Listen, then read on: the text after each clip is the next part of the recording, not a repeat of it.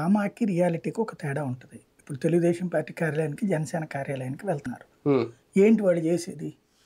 అక్కడేమన్నా పోలీసులు లైన్‌లో నుంచొని, వెళ్ళి ఈళ్ళు చెప్పగానే ఎళ్లి గబక్కన ఏమన్నా యేసుకొచ్చేత్తారా? అక్కడికి ఫోను చేస్తున్నారు. ఫోన్‌లు చేయడం వల్ల ఏమవుతుంది? ఇదిగో ఈ మనిషి. ఇప్పుడు ఫర్ ఎగ్జాంపుల్ ఒకతను ఓ 10,00,000 ఎవడికో అప్పిచ్చాడు. హ్మ్. వాడు అప్పు కట్టలేదు అని ఇతను చెప్తున్నాడు. అవును. వాడేం చెప్తాడు? నేను ఇప్పటికే 13,00,000 కట్టాను. మళ్ళీ ఈడో ₹10,00,000 వడ్డీ అని చెప్పి 23,00,000 అంటున్నాడు. అనేది వాడికి తెలుసు. హ్మ్. అది వాళ్ళిద్దరి వ్యక్తిగత వ్యవహారం. అవును. అది ఎవరి దగ్గరికెళ్ళాలా? హ్మ్. కోర్టుకెళ్ళాలా అవును. తేడా వస్తే. హ్మ్.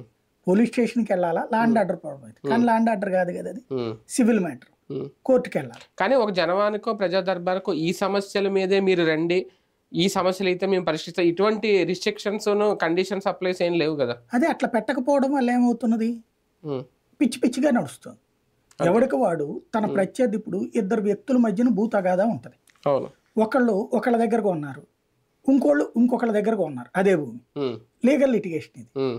దీంట్లో పార్టీ ఆఫీస్‌కొచ్చి కంప్లెయింట్ ఇస్తే ఏం పరిష్కారం అవుతది? అంటే అప్పుడు ప్రజా సమస్యల సెటిల్‌మెంట్లు చేయాలా? మరి అదే గదా! ఇప్పుడు సెటిల్‌మెంట్‌ల వైపుకెళ్తోంది. హ్మ్. దీంతో ఇప్పుడు ఆల్రెడీ కొంతమంది చేరిపోయారు అక్కడ. అవునా? ఈ వ్యవహారం